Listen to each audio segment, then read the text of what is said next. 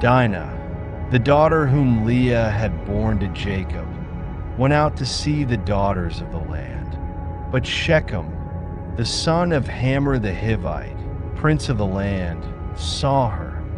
He took her, lay with her, and violated her. His soul was drawn to Dinah, the daughter of Jacob. He loved the young woman and spoke tenderly to her. So Shechem said to his father Hamor, "Give me this girl as my wife."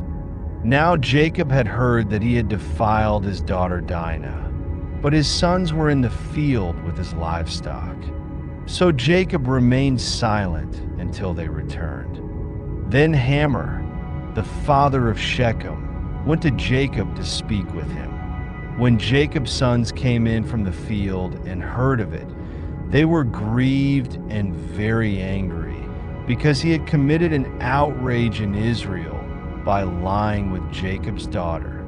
Such a thing must not be done. Hamor spoke with them, saying, "Shechem, my son, longs for your daughter. Please give her to him as his wife.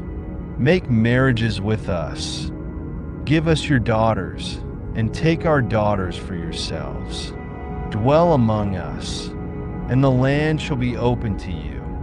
Settle in it, move about freely, and acquire property in it." Then Shechem said to her father and brothers, "Let me find favor in your eyes, and I will give you whatever you ask.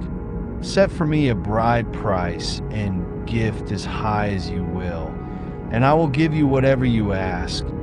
Only give me the young woman as my wife." But Jacob's sons answered Shechem and his father Hamor deceitfully, because he had defiled their sister Dinah. They said to them, "We cannot do this thing, to give our sister to a man who is uncircumcised, for that would be a disgrace to us. Only on this condition will we consent to you, that you become as we are by circumcising every male among you. Then we will give you our daughters and take your daughters for ourselves, and we will dwell among you and become one people. But if you will not listen to us and be circumcised, then we will take our sister and depart." Their words pleased Hamor and Shechem, Hamor's son. The young man did not delay in doing the thing, because he delighted in Jacob's daughter. Now he was the most honored of all his father's household. So Hamor and his son Shechem went to the gate of their city and spoke to the men of the city, saying, "These men are at peace with us. Let them dwell in the land and trade in it. For behold, the land is large enough for them. Let us take their daughters as wives and give them our daughters.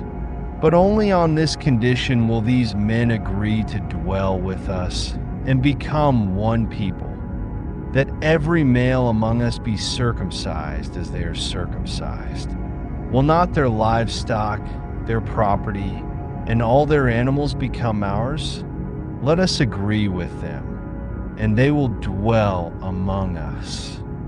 All who went out of the city gate listened to Hamor and his son Shechem, and every male was circumcised, all who went out of the city gate. But on the third day, when they were in pain, two of Jacob's sons, Simeon and Levi, Dinah's brothers, took their swords, came upon the city unawares, and killed all the males. They put Hamor and his son Shechem to the sword, took Dinah out of Shechem's house, and went away. The sons of Jacob came upon the slain and plundered the city, because they had defiled their sister.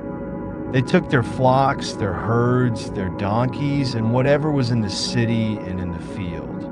They carried off all their wealth, all their little ones and their wives, taking as plunder everything in the houses. Then Jacob said to Simeon and Levi, "You have brought trouble on me by making me obnoxious to the inhabitants of the land, the Canaanites and the Perizzites. Since I have few men, they will gather against me, attack me, and I and my household will be destroyed." But they replied, "Should our sister be treated like a prostitute?